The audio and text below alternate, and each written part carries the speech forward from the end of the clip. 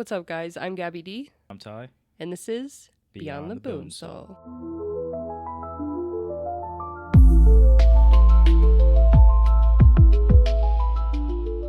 What's up, guys? Welcome back to part 2 of the Ted Bundy series. And back with me is the self-proclaimed king of segues himself, Tyrone. How you doing? I'm good. Anything new you want to share with the class? No. Yeah, it hasn't been that long. Hear some more crazy Ted Bundy stories. Oh, yes. And sorry I missed you guys last week. Life be lifing. I don't know what to tell you. I feel like that sometimes. Yeah. Back. We're going to crank this one out. This one's probably going to be a long one. And then there will most likely be a part 3. And then I think we'll be done. They're probably going to be 2 long segments, though. Because, of course, after part 1, I started digging a bit more in the Ted Bundy tapes, like all the recordings, which we'll go over. And I found so much more information. Yeah, it just goes to show, like, even when you think you know everything, you know nothing. Still more to find, especially with Ted Bundy.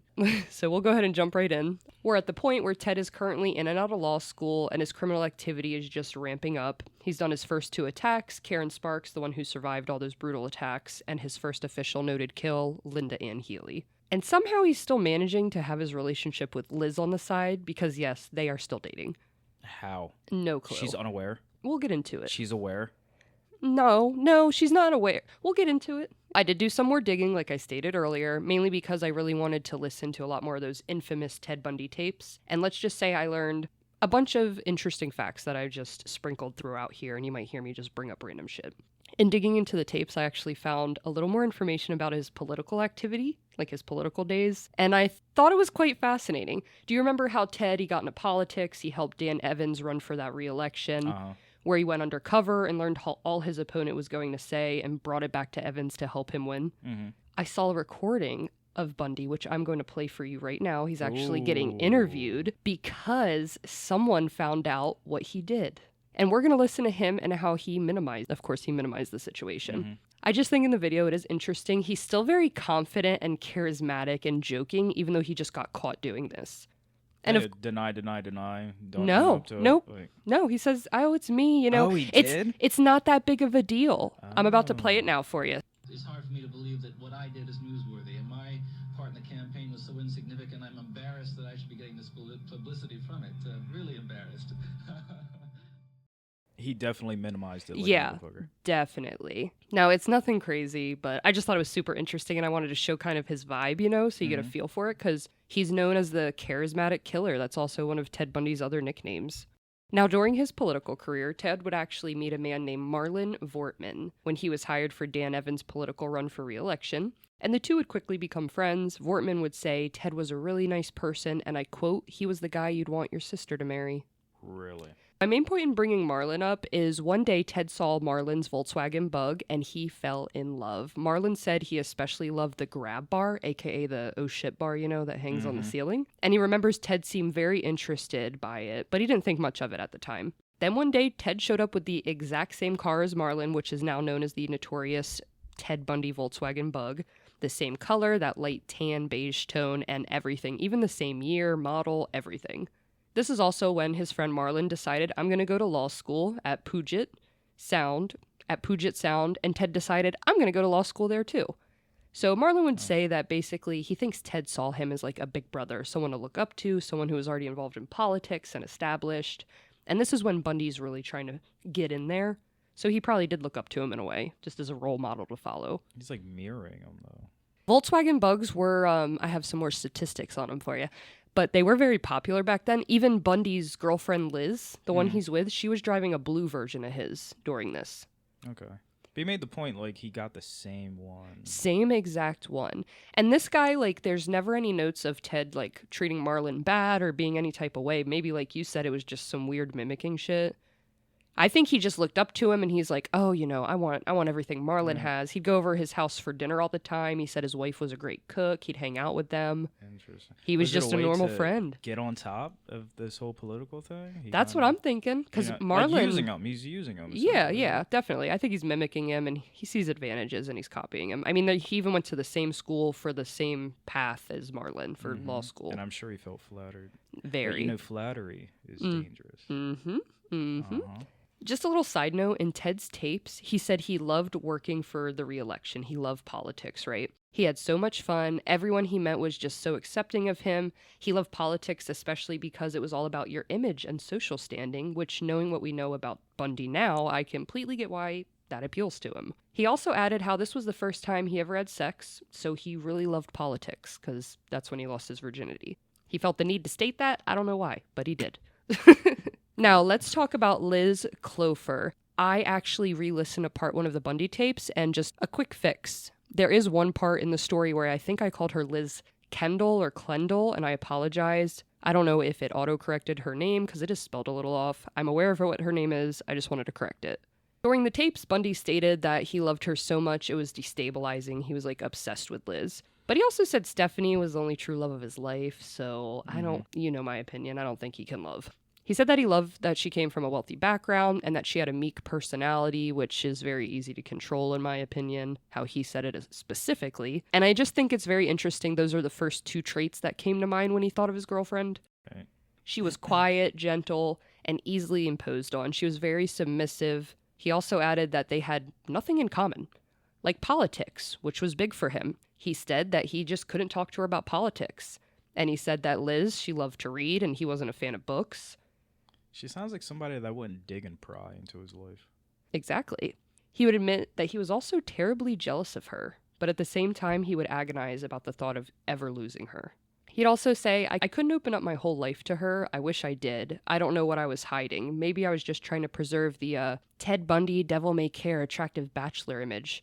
To which I say, no, Ted. You were trying to preserve the fact you were a deranged, disgusting, necrophiliac, pedophile serial killer who liked to cut up dead bodies and assault them after. But I digress. Now Liz, she really did love Ted, but she did notice his demeanor began to change. He would drop out of her life for several days on end and then return like nothing happened, leaving her confused and I'm sure frustrated. And she'd ask, where were you? What are you doing? And he'd find a way to put the blame back on her. Of course, she feared he was seeing other women, and in a very fucked up way, he was. He really was.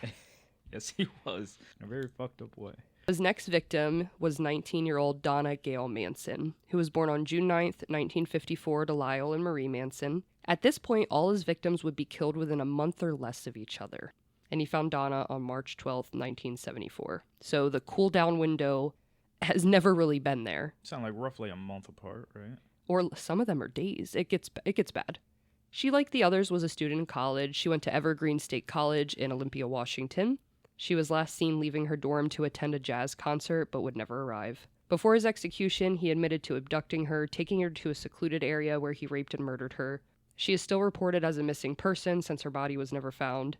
Ted claimed that he burned her skull in his girlfriend Liz's fireplace right down to the last ash due to the paranoia, and the very next day, he attended school like nothing ever happened. How can you do that? How? I'll never understand. Oh my God. I think if... It's crazy to say if I was ever in that situation, but good Lord. I don't know. I feel like I'd lose my... I'd be gone. Like, my mental. I don't even know how you can function after doing so. The very next day, you just go to school like nothing happened. Yeah. That's crazy. He also said in his tapes, and I quote, just my little side note here, out of all the things I've ever done to Liz, this is most likely one she wouldn't forgive me for. Because he burnt the skull of this victim in her fireplace. That's what he's referring to. So he's saying Liz would never forget. Out of everything I've done, she would never forgive me for burning this woman's head in her fireplace. But she would forgive him for killing all the other... He never said that, but you see where I'm going with it. Like he felt like he crossed a line by bringing this girl's... Into their personal... her house. Yeah, her home. In a weird, fucked up sense, yeah. But, like, why aren't you, like, addressing all the other things that you think out of she all the wouldn't- things I've done, this is what she like wouldn't you forgive me for? for? Yeah. It's... He's a psychopath. That's all I got. It's just... Sometimes the reasoning doesn't make sense, you know what I mean? It doesn't, but it's just his way of thinking. Like I said, Ted admitted he killed her before his execution, and to this day, her body has never been found, so she's still a missing person. Wait, burnt. I know. They just, before they close out any case, they want to be sure 100%. Yeah. A little over 2 months after this, Ted somehow had the audacity to start work at the Washington State Department of Emergency Services in Olympia, a place where missing people would be reported to, so he could actually keep tabs on the abductions and murders that he was committing. Again, Wow. a very smart, and I hate to say it, but it was, strategic move. Don't get me wrong, Bundy obviously is a giant turd, but he knew exactly what he was doing, and I'll just say he knew where to inject himself in a society, and he always did it very, very well. Yep. I also found a lot more photo evidence of articles, clippings, his actual job applications, and I posted them on my Patreon, and it's just so interesting to look at. That's pretty cool. As we all can imagine, working for emergency services in the state you're murdering and attacking women had its advantages. Mm-hmm. When calls came in, he would use this to his advantage. He'd find ways to alter his appearance, his movements, how he acted. He'd even put on accents just to use Really? as disguises. And one thing about Ted, too, not to harp on Patreon, of course, but I put all his mugshots up, and, like, Ted pulls off 10 different looks. He can look like completely different people so easily. It's insane. There's actually a collage of his mugshots on our social medias right now and Patreon. You can also, I swear, see the evil manifest in him. He just turns so twisted looking. Like a switch. Yes. So you see he looks a little more unhinged. See, he would just do different things with his mustache, beard, haircuts, Yes. just to appear different Exactly. for a period of time, just to throw his victims or anyone that's seen him off. Yeah. So when they describe him, it doesn't look like him. Yeah, because one person be like, "Oh yeah, I saw this dude walk out the house. He had a mustache and long hair, Shaggy hair, he's got a whole Yeah. beard in and one then of the his photos. next kill, he has a whole beard and short hair or something. So like the Exactly. descriptions never truly. Yeah. You can't catch a lead, like, you know what I mean? It's hard. It's Yeah. hard when you're hearing different stuff. It's also harder to put together, it's all the same killer when you're hearing different reports of different killers. That's And pretty in smart. my opinion, did you see how he progressively got fucking creepier and creepier in His the photos? eyes started looking real His creepy. eyes tell a story, and I swear you Yeah, can see it in You people. can definitely see it in the eyes. He just gets more unhinged as time goes on. Now let's discuss Suzanne Elaine Rancourt. She was born October 12th, 1955 to Dale and Vivian Rancourt. She grew up around her 3 brothers, Dennis, Thomas, and Stacy. And to be fully transparent, where Susan disappeared is very questionable. Some reports say she was on her way to a movie, others say she was doing laundry on campus, but either way, in April 1974, at the young age of 18, she would vanish. A few days after she disappeared, a few students and friends would come forward with a little more information. They claimed they saw a man who was wearing an arm sling and was asking for help carrying a load of books to his light brown Volkswagen Bug. And he identified himself with the name Ted. So at this point, he's using his own name. Why did he start doing that? I think he just is on this high. You know killers, they think they're smarter and better. Felt like he was on top of the world. And they started start getting cocky. slipping. That's how they get caught usually. Usually they end up fucking up and getting themselves caught. Well, that's stupid. Yeah, he's so smart, but he's also a dumbass. It's the cockiness. Mm-hmm. He started using his own name, and he's also taking advantage of these women and their kindness by faking injuries to lure them in, by where he had an arm sling. And it'll get worse. He'll eventually start making fake casts to Yeah, wear and yeah. crutches. It's just it- disgusting. It drops a woman's guard. Exactly. You know what I mean? And it's a shame, especially nowadays as a woman. Sorry, but like, if you ask me for help, I'm probably walking by you. I'll be completely honest. Get my mans to help you. Yeah, if my man ain't with me, I'm not holding that door open. I don't know what to tell you, bud. And I damn sure ain't carrying stuff to your car for you. Eventually, parts of Suzanne's skull would later be found in Taylor Mountain, which is, I believe I touched on it last episode. This is a big dumping ground for him, one of the first ones they find. On February 27th, 1954, Roberta Kathleen Parks was born to Charles and Kathleen Parks. She enjoyed writing in her free time. She loved and cared about children, saying, quote, I've always had a soft spot for anyone that's new to this world. She wanted to travel and explore the cultures of the world, a young woman looking forward to a very bright future. She was only 22, and on May 6th, she left her dorm to have coffee with a couple friends or get ice cream, again, contradicting articles and stories, but she never arrived. Now, Ted would claim, again, remember, this is the killer's accord. He spotted her in the cafeteria and convinced her to go with him to a bar. After they got into the car, he tied and gagged her and drove her back to Washington or Oregon. We aren't too sure on where, but either way, it was to kill her. And he would stop twice along the journey just to rape her in the vehicle. Her skull was also found in Taylor Mountain, the place I mentioned earlier, And this is also when Ted's MO evolved further. Instead of raping, murdering, dismembering bodies, and dumping them until he came back with his next victim, he would now begin to come back and rape these dead corpses until he literally couldn't anymore due to decomp and bugs. Oh my God. So he would assault these corpses until he literally could not anymore. Did he stop getting that same itch, like that fix, so it like just progressed? I feel like it's usually... Right. Yeah. Originally, he wasn't... Yeah, that's a... Yeah. Whew.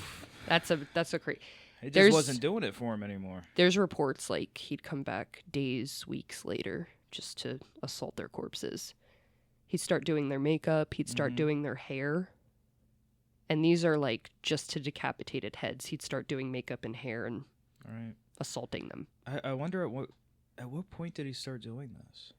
Like how many kills into his... I believe this is his fourth or whatever. fifth victim. So Really? Yeah. And he's like, all right, I got to do more. Like, this might be too early, but does he take it a step further than that? Like what? I don't really know what's further than that. Okay. What do you mean? Just because that's kind of like that's like an umbrella of how crime. many people has he killed? I believe we're roughly? at 4 or 5 right now. Like all together. Anywhere from 20 to a little over 30. All right, so I'm 'Cause saying a lot are like not the confirmed. 20th, the 30th. Like, is he doing more gruesome? Like, did he stop getting that same fix of raping dead bodies, and he's like doing some His other versions of crazy shit? Murdering them, I feel like gets worse. I can't think of anything that gets worse. He gets more frenzied. He does get more crazy. And Ooh, the frenzy. Yeah. He towards the end when we go over I believe it's Chi Omega sorority killings. They're one of his most devastating crime scenes and killings. He's frenzied. So like that killing spree. So not even like waiting about a month. It's Oh like hell no. day after No, day, no. maybe, or week Nah. after week. I'll give you a little hint. He attacks 4 women in the sorority house, and then he goes like to a house on the same block, kills her, Same day. all in the same night. Wow. He's frenzied, gone. It'll be crazy. Yeah, we'll get there. During this month of June, Ted would actually claim 2 more victims, only 10 days apart. His first being Brenda Carol Ball, daughter of Rosemary and Dwayne Ball, born November 8th, 1951, and she was described as having a fun, free-loving spirit. On June 1st, 1974, Ted was actually out of work. He was on medical leave from his emergency service job. We don't know why. I couldn't find anything why. Maybe he was just starting to slip. Found a way to take off work so he can go kill people. Exactly. But this day, he had his eyes set on Brenda, who was only 22 years old. She decided to go to the Flame Tavern, a local small-town bar, alone. And before we say, why did she go alone? She was a regular there. She'd go there, she knew the workers, the employees, she had friends. So how she saw it, it's like you're leaving your house to go hang out with your friends. She did tell another group of friends she would try getting a ride to Sun Lakes on the eastern side of the state to meet them later on. And she asked a band member towards the end of the night for a ride, but he was going in the opposite direction, so it wasn't working out. There are 2 conflicting reports about Brenda and like how she left the bar that night. One report states that she left by herself and was planning on hitchhiking to go meet her friends. Another claims that she left with an unidentified man, and after this case unraveled, the latter option is more believable. And this option claims that she was last seen in the parking lot after closing time, which was around 2 a.m., talking to a brown-haired man with his arm in a sling. When Brenda didn't come home, it wasn't a large concern. She did have a few roommates, and according to them, it was natural for her to up and leave for days on end without a sound. It's the 70s, a time before phones and the hippie movement. Everyone's hitchhiking, more free love, you know. Right. She's young. She just finished college. She was a very adventurous person who was enjoying her new freedom before adulthood weighed down on her. But eventually, concerns grew. A few days turned into weeks, and even though Brenda had a habit of going on trips and staying with different people, this trip was beginning to go on for much, much longer than usual. Plus the fact she hadn't made a single form of contact. Her clothes were still in the apartment, just too much going on. She wouldn't just up and leave for that long with literally nothing and not contact anyone. Right. So eventually the roommates thought, let's call her bank to see if there was any activity on her account, and the bank confirmed there had been no activity since the day she went missing, so the friends ended up calling her parents, By the time they called her parents, it's now the 17th, and Brenda has actually been missing for 16 days. Her parents would confirm they hadn't heard from her either, so everyone decided, let's contact the police and file a missing persons report. When Brenda first disappeared, the police did not believe that her case was related to the other missing girls in the area. Mm-hmm. They were all abducted from college campuses. And Brenda, on the other hand, was slightly older and had vanished after spending the night at a dive bar. So it was a little different. I kind of get it, you know? Yeah. And for all they know, Brenda could have been out hitchhiking or something, going across the country, you know? Yeah, but she would have used her bank account at some point. It was a Yeah. major There's too red many flag. breadcrumbs that something's Right. going on there. Had a habit of leaving for days on end, so of course the police look at that and they're like, she's probably just gone. Yeah. That's usually how they act to cases like that. They always act like that, but come on, the parents, the friends, I always they say know when something is up. they just don't want to waste resources. But when quote, they're unquote. pleading with the police, like, we wouldn't just call you.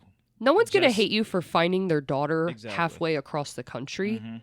or her dead body in a ditch Mhm. for closure. Like, either way, you should do something about it. That's my opinion. Yep. Now, according to King County Detective Robert Keppel, there just didn't seem to be anything in common, like I said, between her and the other girls. Because of this, the authorities wouldn't make her case public until August 7th, many months later. Bundy later stated he brought Ball back to his residence where they had a consensual, you can't see my air quotes, consensual sexual encounters, before he then strangled her in the middle of it and killed her, which a lot of killers use as an excuse. We were having rough sex consensually, and I accidentally strangled her to death. Almost a year later, in March of 1975, college students were working in Taylor Mountain near Seattle, and they actually discovered the first of many human skulls laying in the area. So it was a guy and a girl, and they pretty much discovered Bundy's killing grounds, because finding the one skull led the police to come search, and Mhm. they found bones scattered, like all over. I actually have a Wow. map. It's on Patreon, and I'm going to show Ty right now. So you can see how, like, spread out they were, like a jaw here, teeth here. And they are all in the woods. There's animals, I'm sure, picking at their bodies. And Yep. if Ted's going back doing things with them weirdly, he's probably just slowly pulling them apart too, I feel, across the way.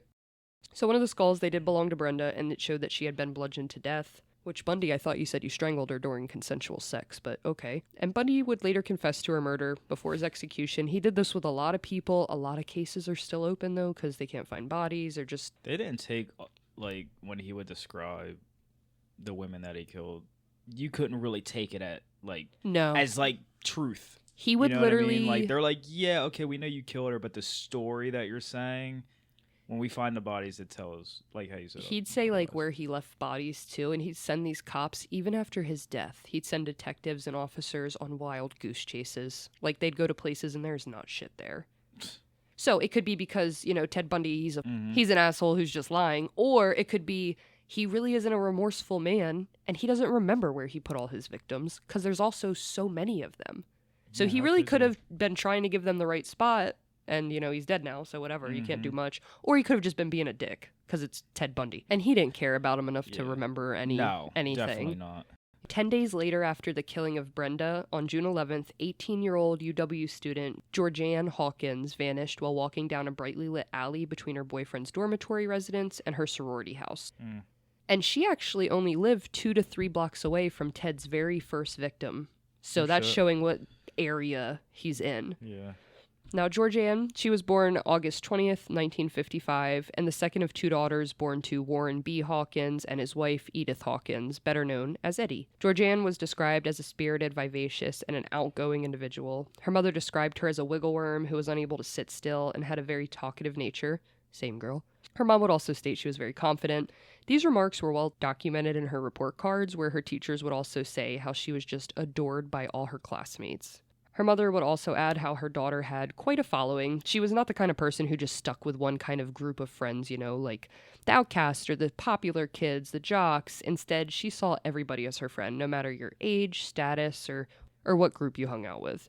She wasn't vain, she wasn't arrogant, and she wasn't snotty, and everyone liked her. So you can see why she had so many friends. At one stage in her childhood, she had a brief bout with Osgood-Schlatter disease, and I'm so sorry if I'm not saying that properly, which causes pain and swelling in your knees, and it also left a few small bumps visible just below her kneecaps. But despite this, she was a star athlete and swam competitively throughout grade school. She later transitioned to cheerleading as a teenager and was a member of Lake's High cheerleading squad for 4 years, so her whole high school career. In addition to being a star athlete, she was an honor student and maintained a straight A record throughout all of her high school years. So this girl was smart, she's athletic, she's doing the damn thing. She had it all. She did. She was, and that's the thing, all these women have such bright futures. They're all in school, they're all doing the damn thing. They're just starting life. Yeah. She would later graduate from Lakes High School in Lakewood, Washington, and was actually class of 1973. During her senior year, she was named Princess to the Royal Court of the annual Washington Daffodil Festival, which sounds way better than prom queen to me. As the Daffodil Princess, she traveled around the state of Washington with the other court princesses, regularly being featured in newspapers, attending concerts, meeting children, probably kissing babies. Yeah. In 1974, when she went missing, she was visiting her boyfriend, borrowed some Spanish notes since it was around exam time, remember? I said he likes to attack women during exam periods. High stress time, you're probably alone studying, locked in your room all day. She literally only had 40 feet to go before bumping into a brown-haired man with crutches, a leg cast, and a briefcase standing outside of his Volkswagen Bug. Are you kidding me? Jesus.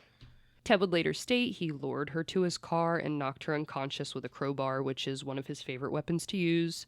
After he handcuffed her, he drove her to a suburb east of Seattle. He said she woke up in the car, and before he killed her, she woke up and was rambling, just confused, and she said that she thought he was coming to help her with her Spanish exam. Huh. He then knocked her out again, pulled over, and strangled her to death.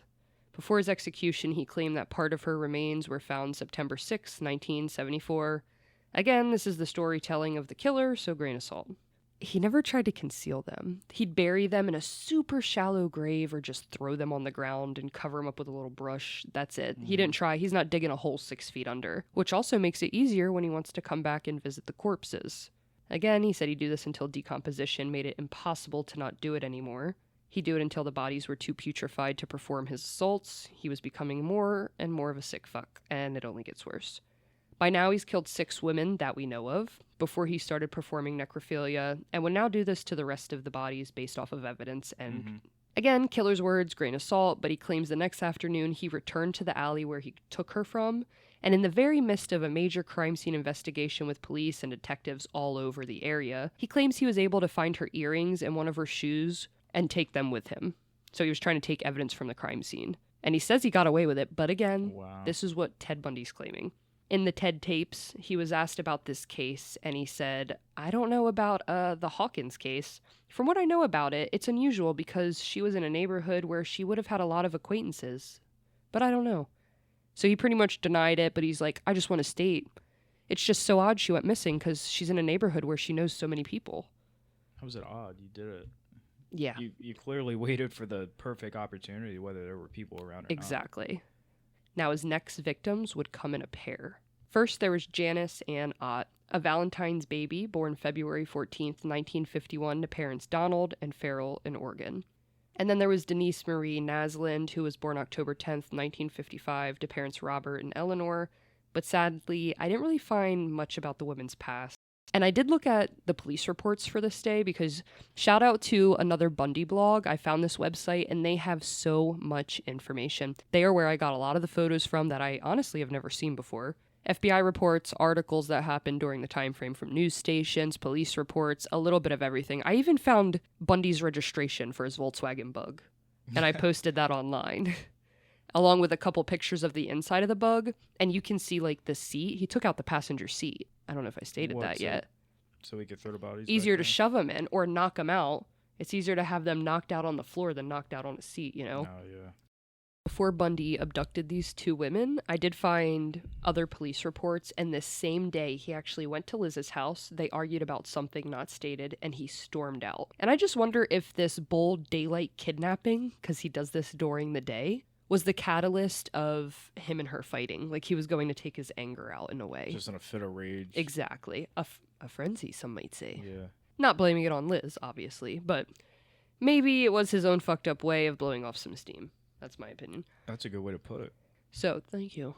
On July 14th, 1974, Ted went to a very crowded event at Sammamish State Park. It's about a 20-minute drive from Seattle, and this park was packed.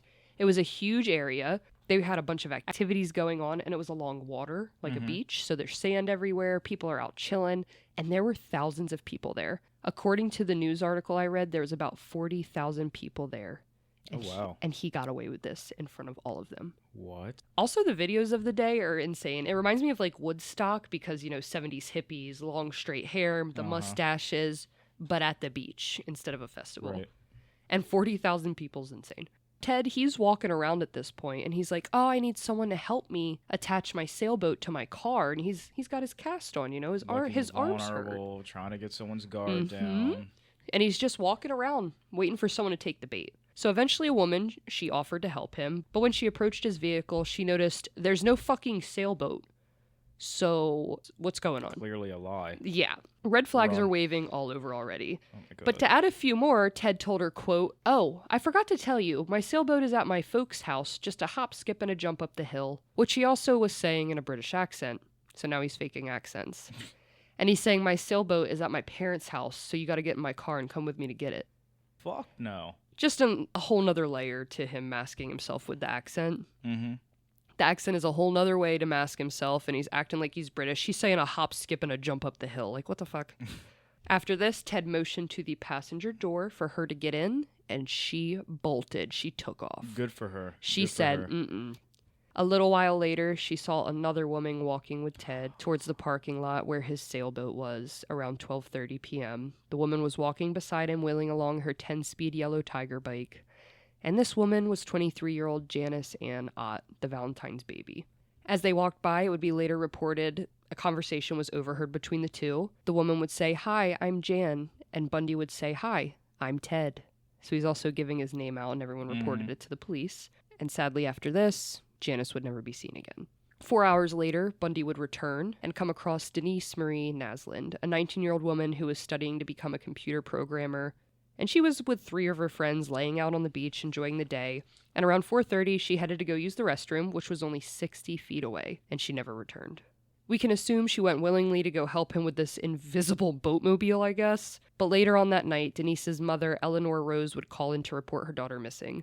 She said she saw Denise's boyfriend pull in the driveway, and she knew right then something was wrong. And if her gut wasn't enough, Denise's boyfriend uttering, I can't find her, I can't find Denise, would confirm her worry.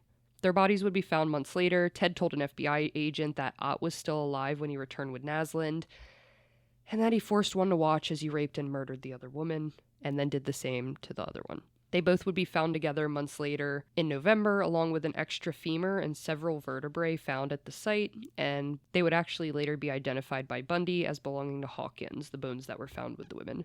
The woman killed while walking between her boyfriend's house and that sorority house, so he put them all together. Now, the police at this time, they're starting to get a description of Bundy. The first woman who escaped him earlier that day gave a full description of a man standing at 5'10" with sandy brown hair, about 160 pounds, with a brown Volkswagen Bug. There were over 40,000 people at this beach, so many witnesses came forward to talk to detectives. And they described an attractive, good-looking young man wearing a white tennis outfit with his left arm in a sling, speaking with a light accent, perhaps Canadian or British. He also approached several other women that day, introducing himself as Ted, and would ask for help rigging his sailboat to the car. So again, he just keeps giving his fucking name out because he's dumb. So now detectives know what car they're looking for, a description of the man they're looking for, and that his name was Ted, or he's at least claiming, because if you're a detective and you hear this, you probably assume he's using a fake name, right? Yeah. But they looked into it still, which good for them. They started with the name and the car. Now the issue was, at this point in Washington, like I said earlier, it's the 70s. There was over 42,000 Volkswagen Bugs in that state alone. Once his name and vehicle were out there, the calls started coming in, and police were busy, with evidence collected at scenes, which it wasn't much, the sightings at the beach, and now this info. Needless to say, they were busting their asses, no days off. Detectives said they were on 12 to 14-hour work days every day of the week, just going and going, which good for them. Now let's put in play the time frame. It's the 70s. They didn't have the equipment we do today. There wasn't helpful technology full of resources to manage the data that they're going through and to do it more quickly. Wasn't a bunch of CCTVs either. No, exactly. Nothing. And this ultimately means it's going to take some time to get through what they needed, but eventually they did and it worked. They went through all the tips and followed all the avenues until they had it narrowed down to 100 men named Ted who owned a Volkswagen Bug. They also had a sketch artist come in and make a sketch of what the women saw that day, which always fascinates me. Like, how do you even explain that to someone? Like, this is what I saw. I'd be like some white dude with brown hair. Like, I know, but I'm sure they ask a crazy. lot of questions like, hey, can you best describe his nose, and like kind of walk them through I it, wouldn't I'm even sure, know. right? I can't describe But it's the best of your knowledge. the woman at our doorbell Mhm. like hours ago. I don't even remember. I know she was white, I feel think. like if they sat with you and really tried to walk you through it, you Well, might get somewhere. And imagine seeing almost 40,000 people that day. Mm-hmm. That's another thing. Yeah. But surprising enough, sometimes these sketches be accurate. It was very similar to Bundy, so it did pique a lot of interest. Mm-hmm. Going back to you said they narrowed down 100 people with the name Ted that owned that car. Mm-hmm. He said Ted, but his actual name was Theodore, wasn't it? Yeah.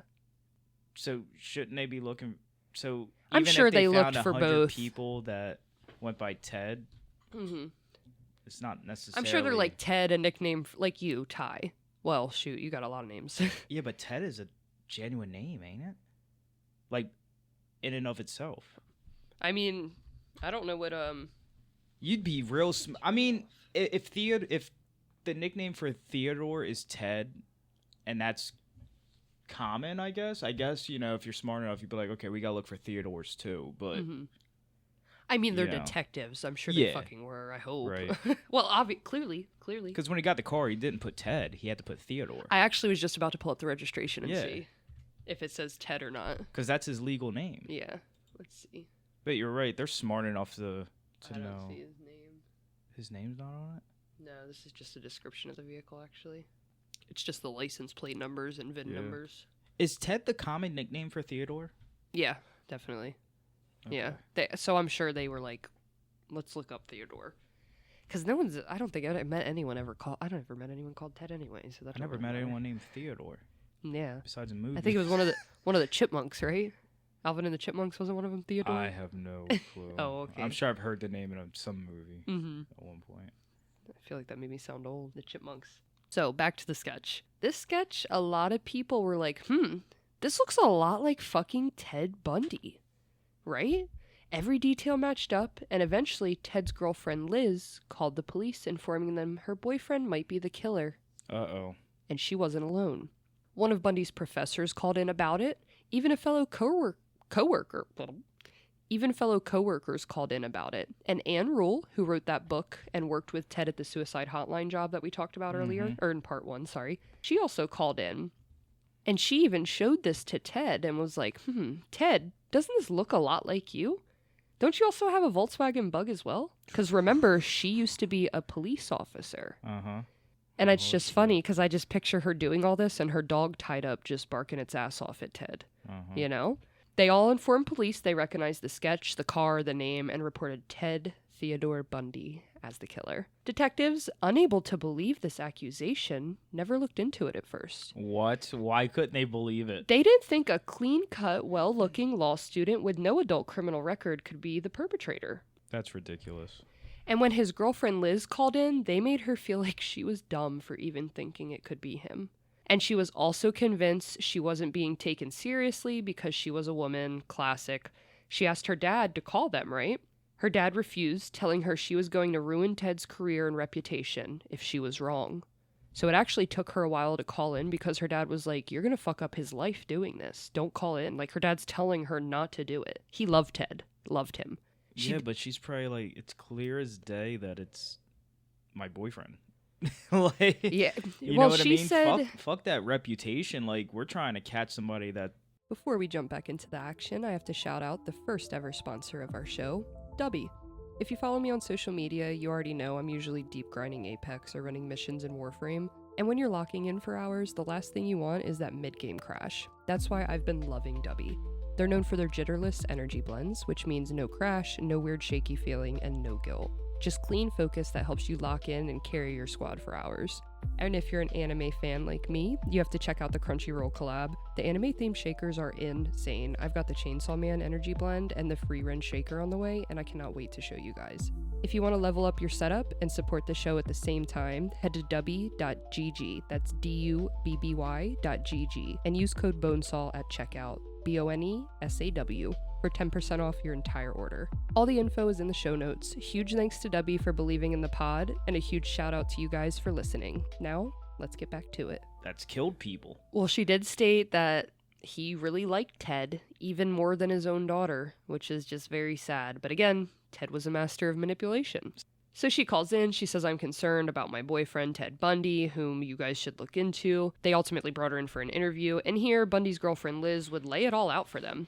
She stated how things have been tumultuous the last few months, how she believes there's a deeper, darker side to Ted, a more complex side than she could ever imagine. I'm sure she's noticed. Yeah. I mean, it's your girlfriend, and you're ramping up. This has to be affecting your personality in some way. You're disappearing days on end. She said how he mentioned he was out one night and followed this sorority girl around. Apparently this was his thing, and Liz knew this. She said he'd tried not to follow her around, but that he just did it anyway. She said she found a bag of women's underwear and bras in his apartment. She found a bowl just filled with house keys. There was also some plaster of Paris and bandages, which, if you don't know, plaster of Paris is what's used to make casts. She found a knife under the right front seat of his car. She said the night Brenda Ball disappeared, Ted had been with her and her family, but that he left super late in the evening. The next day, he was late to Liz's daughter's baptism. So he's disappearing all hours of the night. She basically reported his super suspicious behavior, and she was afraid. So the connection started, she started making the connections. Yes. And she's getting worried, but she's not certain. She has all these people in her ear telling her no. Even law enforcement. It sounds like she definitely is. Between the sketch and the car, what she knows his about name. the car, she's like, okay. I knew he was weird, but now it's like he might be a killer. She'd later say, quote, in my own mind, there was coincidences that seemed to tie him into this. Yeah. Yet when I think about our day-to-day relationship, there was nothing there that would lead me to think he was a violent man capable of doing something like that. Which is also kind of interesting to me.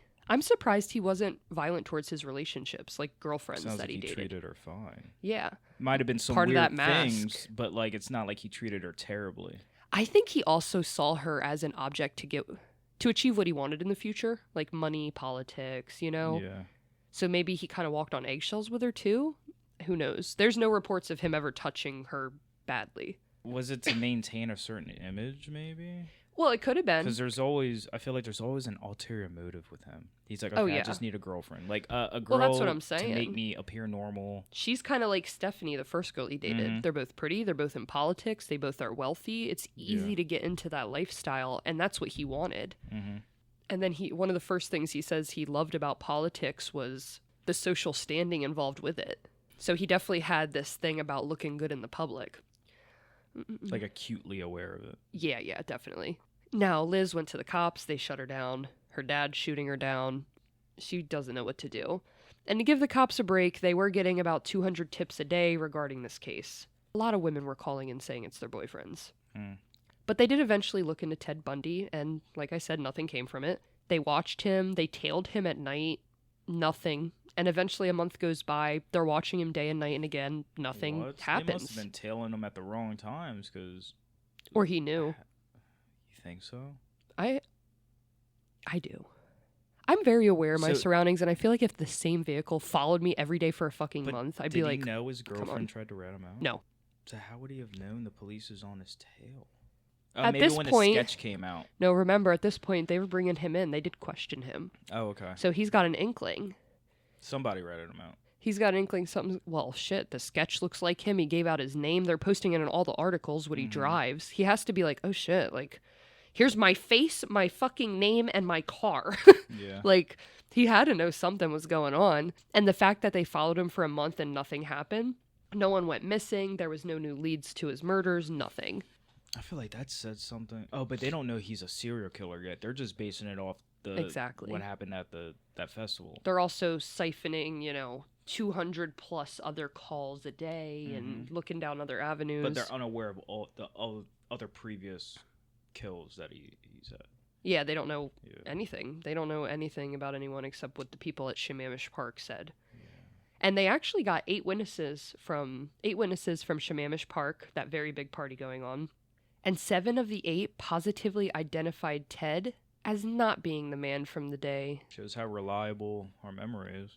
Our memory's terrible. Well, that and the fact Ted knows how to switch his looks. He's like, oh, here's this sketch of me. Let me grow my beard out. Let me trim my mustache. Let me cut my hair, you know? Yeah. He knows what to do. Detectives, they keep looking into Ted, though. They have a little suspicion, at this point. They found out that Ted, he had no alibis when all these ladies went missing. The fact he was sneaking around on Liz to commit the crimes they didn't know about, but they knew he was sneaking around. He had the name, the car, the sketch resembled him. The only downfall was the 7 out of 8 witnesses said, nah, that ain't Ted. That ain't him. And sadly, Ted said it best. You can't fault the police. They looked into me. Are they going to go after this charming law student with no criminal record? Or are they going to look at the guy who just got out of jail for some armed robbery charges? Yep. Again, he knew what he was doing. He was acutely aware of his image. Yes, very. And how he very. projected himself out into the world. Exactly. They had an inkling it was him, but they kind of fell back a little bit. Their eyes were also looking at many other suspects, not just Ted, but he was in the pool.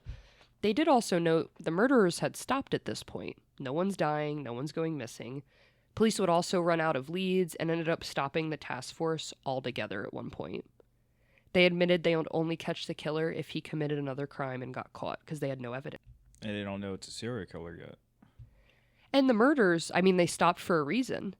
The reason being, September of 1974, Ted knew he needed to get the fuck out of Dodge before he got caught, so he decided to pack up and begin a new life in Salt Lake City, Utah.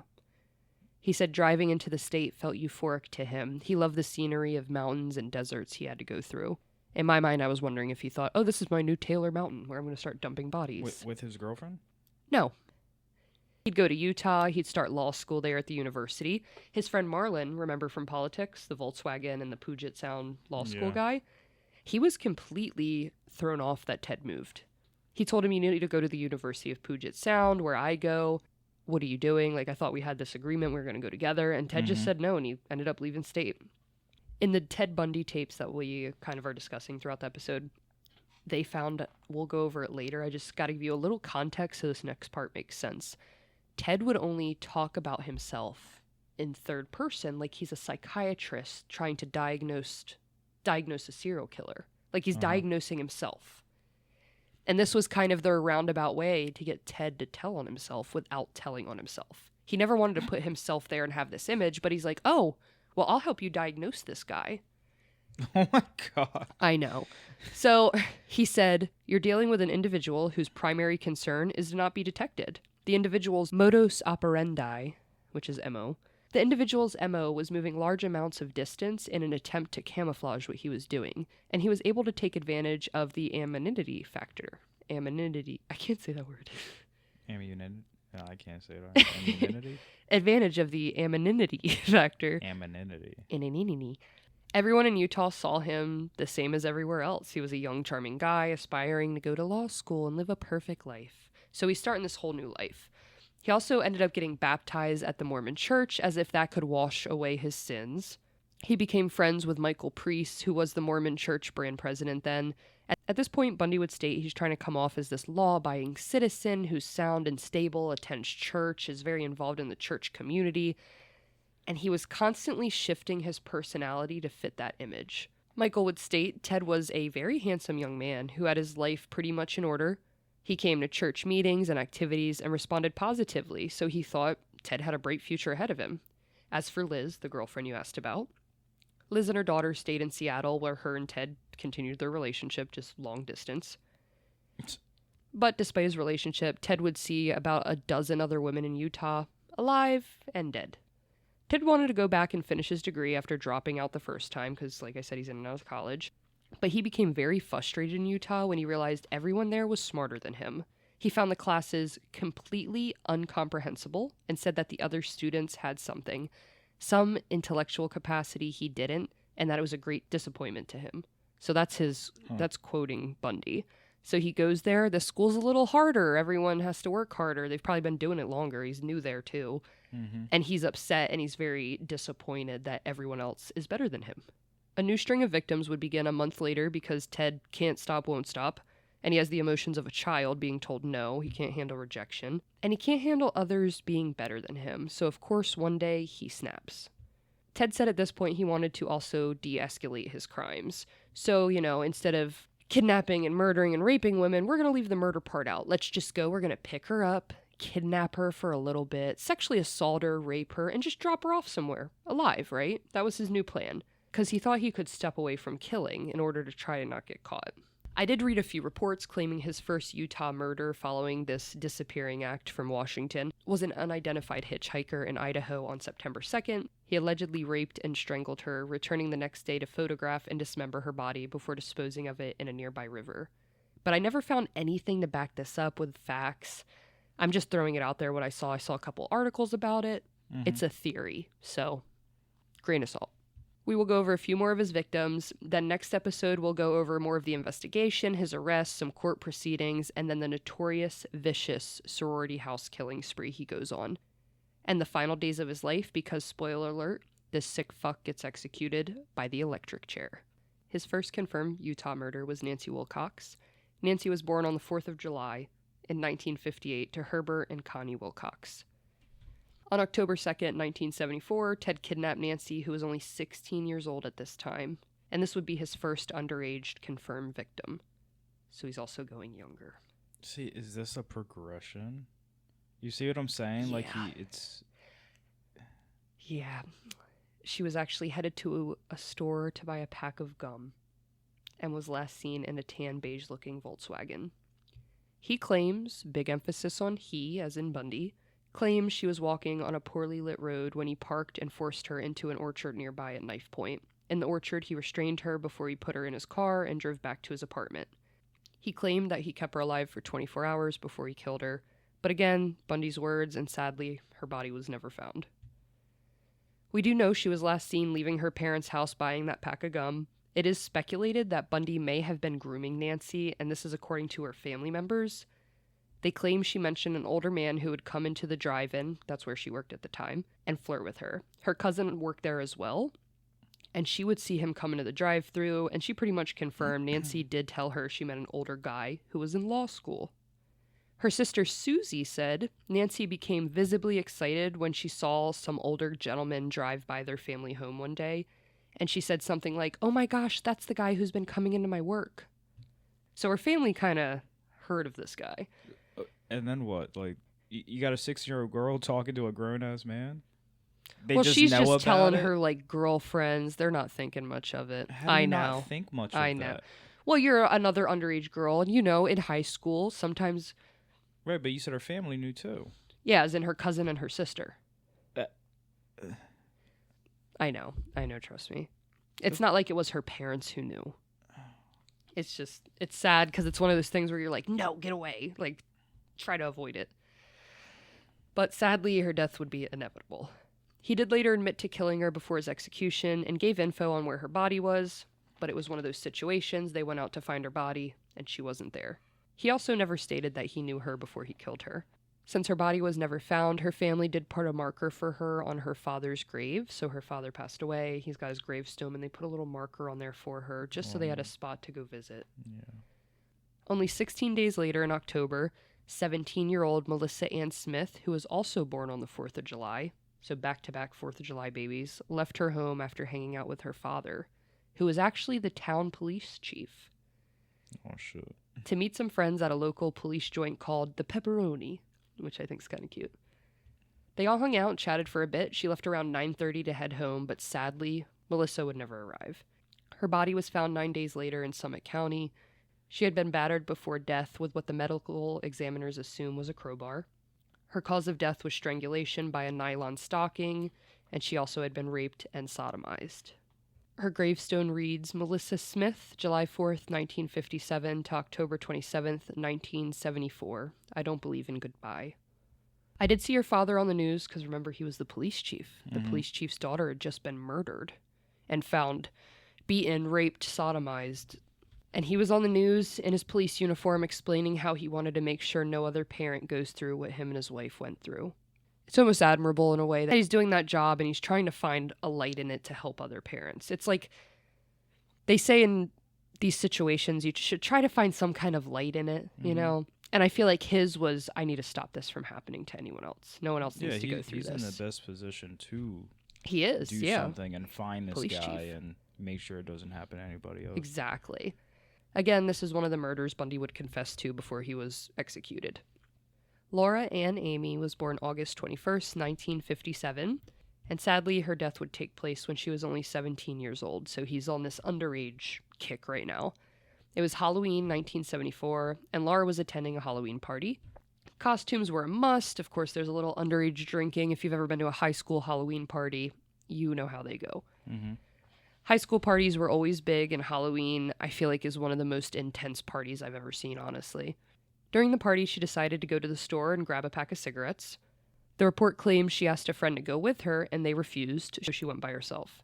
Now, Laura, she had consumed a good amount of alcohol at this time, and she started to walk to the store alone. She was wearing a white halter top, blue Levi jeans, and if that wasn't 70s enough for you, some people believe she was walking barefoot to the store. So white halter top, barefoot, and some Levi's. And also, just to note, because this comes up later, she was not wearing nylons, like stockings. Mm-hmm. She was just wearing her jeans. So she left the party with intentions to hitchhike there, but she was never seen alive again. Her body was found Thanksgiving Day in American Fort Canyon, Utah, completely nude besides a necklace and ring with a green or yellow stone contradicting court documents. She had a nylon stocking wrapped tightly around her neck, which is why I noted it earlier, indicating the killer brought the stockings with him, with the intentions to use them. Detectives first on the scene would say the scene showed that Amy's body had been recently placed there, suggesting she had been kept alive for several days or more after she had gone missing. Now, I did find her autopsy report, and it actually stated she had multiple lacerations on her scalp along with fractures. She had multiple contusions on her brain, and her main cause of death would be strangulation by that nylon stocking. She had also been raped and sodomized. Sadly, her parents would be the one to confirm her body. The medical examiner did also state that Laura had been kept alive for a few days before she was killed.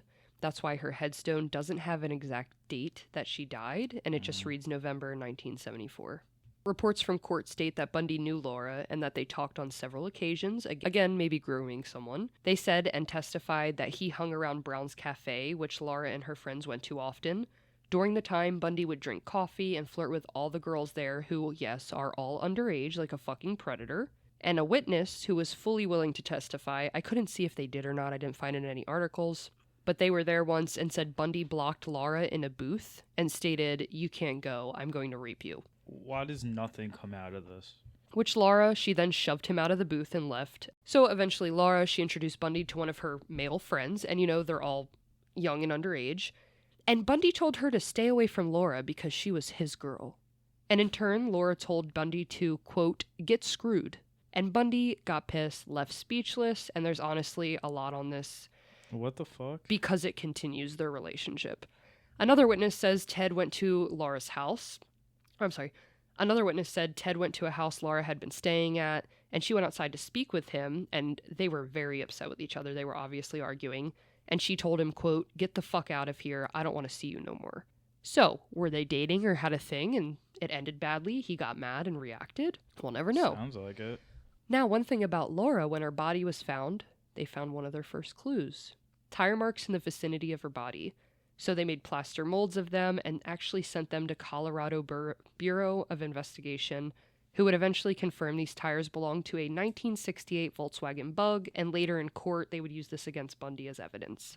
Oh, shit. They said that the mold matched his tread, the width, everything to his car. Right before Bundy was executed, he admitted he was the one who killed Laura, but there was no direct evidence linking him, so she went left in the missing persons category like many other of his victims.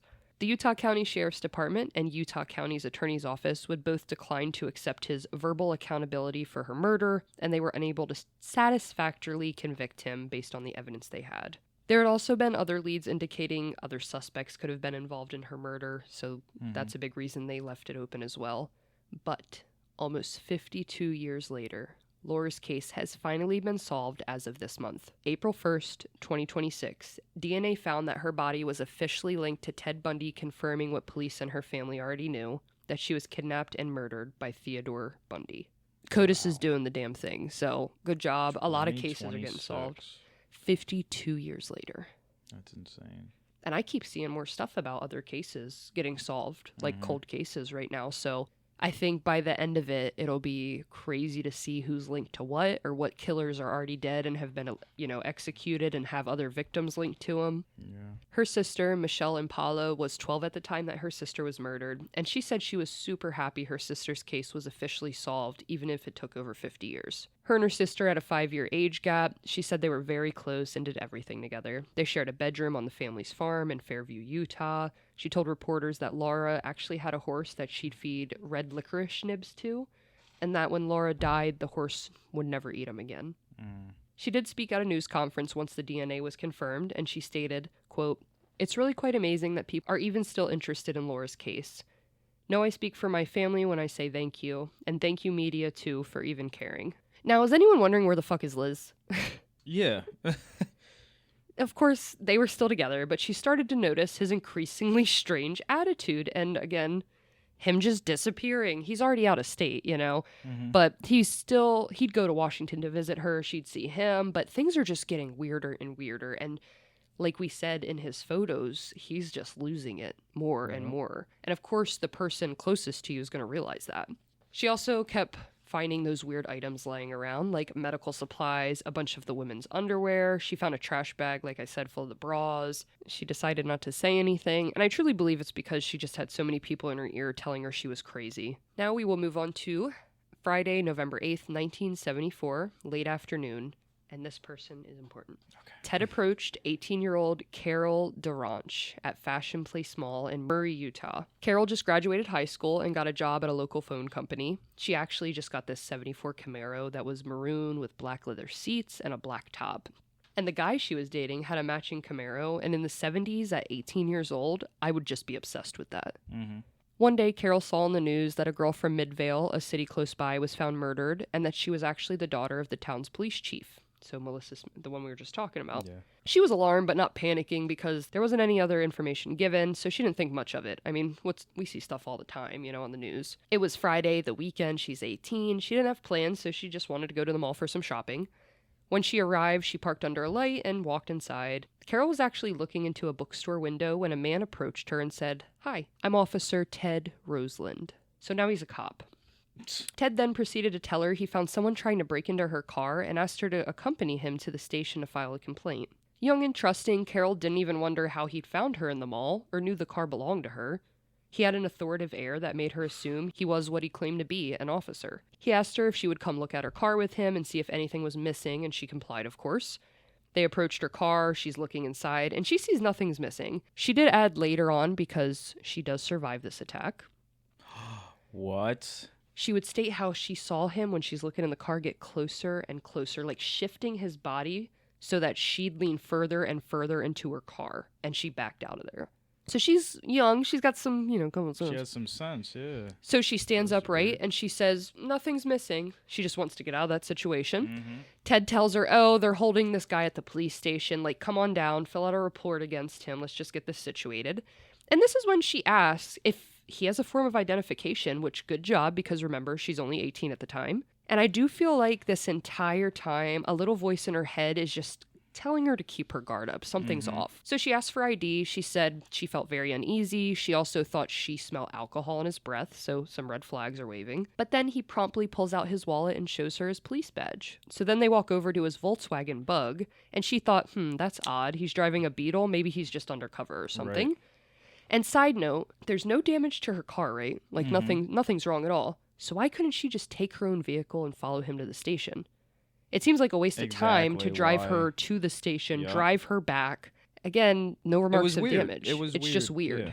So she gets in his car, he pulls out the mall parking lot, heads down a side street, and suddenly pulls over along a curb in front of an elementary school, and a sudden wave of apprehension and anxiety hits her. She asked him, "What are you doing?" He went cold, which is a big thing we'll hear of Bundy. And there's video of it and of him in court I'll show you eventually. He changes, just snaps. That switch. She said he went cold and he didn't answer her, but he immediately grabbed her arm, pulled out a pair of handcuffs. He ended up getting one cuff on her wrist as her entire life flashed before her eyes. And she thought, quote, "My God, my parents are never going to know what happened to me. They're not going to have the slightest clue." She's understandably freaking out, trying to fight back, and she notices he didn't get the other cuff on me. It's just dangling there. He thought he got her. Then Ted Bundy pulls out a gun and said, "I will blow your head off." For a minute, Carol sat there and thought, just go ahead, just do it, just kill me now, get it over with. And in a pure rush of adrenaline, undoubtedly brought on by utter terror, she reached for the door and was able to open it, jumped out of the car, and took off. Ted eventually got out and caught up to her, and they struggled outside for a minute. That is probably so terrible. I can't even imagine. Yeah. Like, you are taken off, you turn around, there's this deranged grown man just chasing you. They struggled for a minute. He had a crowbar, because that's his weapon of choice apparently, and he tried to hit her over the head again and again. But she held her hands in front of her and could just feel the crowbar impacting her arms, so she thought, protect my face. She said, "I just fought with all my might, thrashing him, fighting him. My fingernails were all broken off." She put up a fight. And then she looked into his eyes, and she said they were beady, blank. He was just lifeless, gone, empty. And at that moment, in another direction, a car came driving towards them. Carol took off towards the vehicle. She ran as fast as she could, jumped in their car, and told them to take her to the police station. She said she was just hysterical, and you had every right to be. We also know all this because, like I stated, Carol, second living, breathing victim of Ted Bundy. She'd say in an interview on Netflix's Conversations with a Killer, "I was very lucky, and it was really shocking to find out later how mad he was. He was so angry I had gotten away," end quote. Because after this, Bundy would just drive to another location and find another girl out of pure anger. 4 hours later, he approaches Deborah Jean Kent, a 17-year-old student who was born March 12, 1957 to Harvey and Belva Kent. She disappeared from a school parking lot during a theater performance that night at Viewmont High School. Before we get back into the case, I want to take a moment to shout out the first ever sponsor of the show, Gabbi. If you listen to us, you probably know most of my research happens late at night. We're talking deep dives at midnight, open tabs everywhere, timelines, court documents, police reports, the kind of rabbit hole where suddenly I blink and it's 3 a.m. That's where Gabbi comes in. Their jitterless energy blends mean no crash, no shaky hands, and no foggy brain. Just clean focus that actually lasts. It helps me stay locked in while researching cases or recording long sessions without burning out halfway through. And honestly, I love that I don't feel gross afterwards. No guilt, no wired feeling, just steady energy when I need it most. If you want to support the show and stay sharp during your own late night deep dives, head over to dubby.gg. That's dubby.gg and use code BONESAW at checkout. That's BONESAW for 10% off your entire order. Huge thanks to Gabbi for supporting the pod, and a huge thanks to you guys for listening. Now, let's get back to it. She left a play early to go pick up her brother so they could go to the ice skating rink together, but she never even made it to her car. In some reports, the school's drama teacher and a student told police that a stranger had come to each of them, asking them to come outside of the parking lot to identify a car. I'm thinking he's just trying to use the same lie he just used on Carol. Someone's breaking into it, something's going on, but no one followed him out. Another student says he saw the same man pacing in the rear of the auditorium, and the drama teacher spotted him again shortly before the end of the play. Outside the auditorium, investigators found a key that would unlock the handcuffs removed from Carol. So he dropped the key while he was probably abducting the other woman.